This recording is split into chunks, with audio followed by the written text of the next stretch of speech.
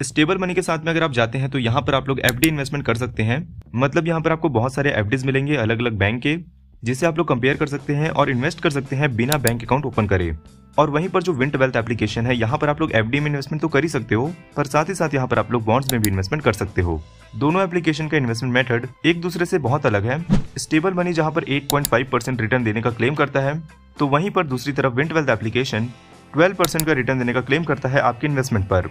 और यहाँ पर इस वीडियो के अंदर में हम लोग इन दोनों ही एप्लीकेशन को रिव्यू तो करने ही वाले हैं, साथ में कंपेयर भी करने वाले हैं। तो ये वीडियो कोई भी प्रमोशनल वीडियो नहीं है।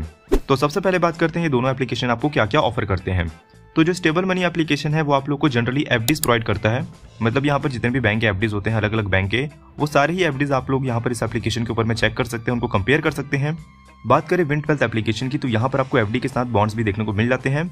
और यहाँ पर जो आपको बॉन्ड्स देखने को मिलेंगे वो भी आपको काफी सारे अलग अलग तरीके के देखने को मिल जाते हैं, जैसे कि गोल्ड बॉन्ड, कॉर्पोरेट बॉन्ड, इस तरीके के और भी काफी सारे बॉन्ड्स होते हैं जिनमें आप लोग यहाँ पर इस एप्लीकेशन के साथ में इन्वेस्टमेंट स्टार्ट कर सकते हैं। अब बात करते हैं दोनों एप्लीकेशन के टारगेट यूजर की। तो स्टेबल मनी उन लोग को सूट करने वाला है जो लोग ज्यादा रिस्क नहीं ले सकते अपने इन्वेस्टमेंट पे। आपको पता होगा इंडिया के अंदर में एफडी को काफी ज्यादा सेफ ऑप्शन माना जाता है इन्वेस्टमेंट के लिए, क्योंकि ये बैंक के थ्रू हो जाता है और आपको यहाँ पर आपके इन्वेस्टमेंट पे फिक्स रिटर्न मिल जाते हैं। इस वजह से एफडी इन्वेस्टमेंट को या फिर फिक्स डिपॉजिट इन्वेस्टमेंट को काफी ज्यादा सेफ ऑप्शन माना जाता है। लेकिन यहाँ पर जो विंट वेल्थ एप्लीकेशन है, यहाँ पर भी आपका इन्वेस्टमेंट जो है वो सेफ तो रहने वाला है, पर रिस्क यहाँ पर आपको एफडी कंपैरिजन में थोड़ा ज्यादा देखने को मिल सकता है, क्योंकि यहाँ पर आपको एफडी कंपैरिजन में रिटर्न भी ज्यादा मिलते हैं। तो नेक्स्ट पॉइंट अपन रिटर्न्स का ही ले लेते हैं। दोनों एप्लीकेशन ने कितना कितना रिटर्न दिया हुआ है पास्ट में, वो अपन यहाँ पर देख लेते हैं।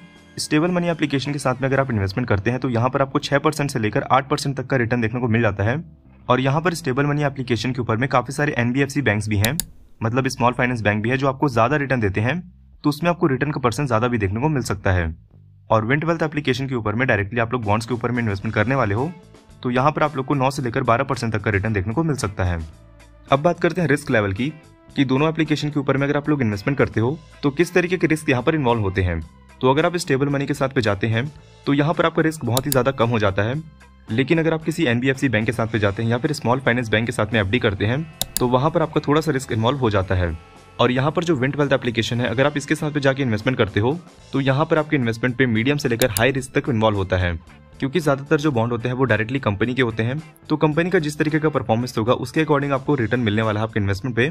तो बाई चांस अगर कंपनी अच्छा परफॉर्म नहीं कर पाती या फिर कंपनी को किसी तरीके से लॉस हो जाता है तो आपके इन्वेस्टमेंट पे भी आपको लॉस हो सकता है।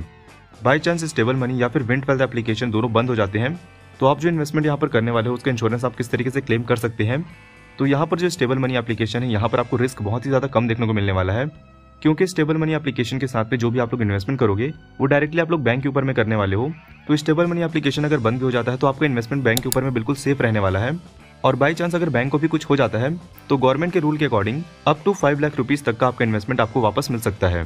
लेकिन यहाँ पर जो विंट वेल्थ एप्लीकेशन है, यहाँ पर आपको इंश्योरेंस बिल्कुल भी देखने को नहीं मिलने वाला। टेन्योर ऑप्शन की बात करें तो स्टेबल मनी के साथ में आप लोग 7 दिन से लेकर 10 साल तक का भी एफडी करा सकते हैं। और विंट वेल्थ के साथ में अगर आप लोग बॉन्ड्स वगैरह में इन्वेस्टमेंट करते हैं तो जनरली 1 साल से लेकर 3 साल तक आप इसमें इन्वेस्टमेंट कर सकते हैं। प्लेटफॉर्म फीचर्स की बात करें तो स्टेबल मनी के साथ में आप लोग को 200 से भी ज्यादा इंस्टीट्यूशन के एफडीज आपको यहाँ पर देखने को मिल जाते हैं। जितना भी इंटरेस्ट या फिर जितना भी प्रॉफिट आपको आपके एफडी के ऊपर में मिलेगा उसको आप लोग यहाँ से लाइव ट्रैक कर सकते हैं। विंट वेल्थ एप्लीकेशन के ऊपर में आपको जितने भी ट्रस्टेड बॉन्ड होंगे वो यहाँ पर आपको देखने को मिलेंगे।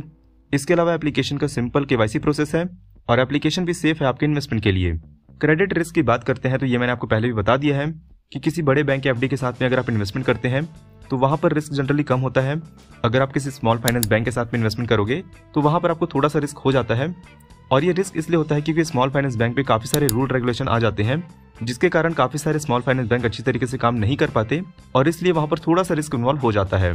और वहीं पर विंट वेल्थ एप्लीकेशन के साथ में क्योंकि आप लोग बॉन्ड्स वगैरह में इन्वेस्टमेंट करोगे तो ये पूरी तरीके से डिपेंड करेगा उस पर्टिकुलर कंपनी के ऊपर में कि उस कंपनी का परफॉर्मेंस किस तरीके का है।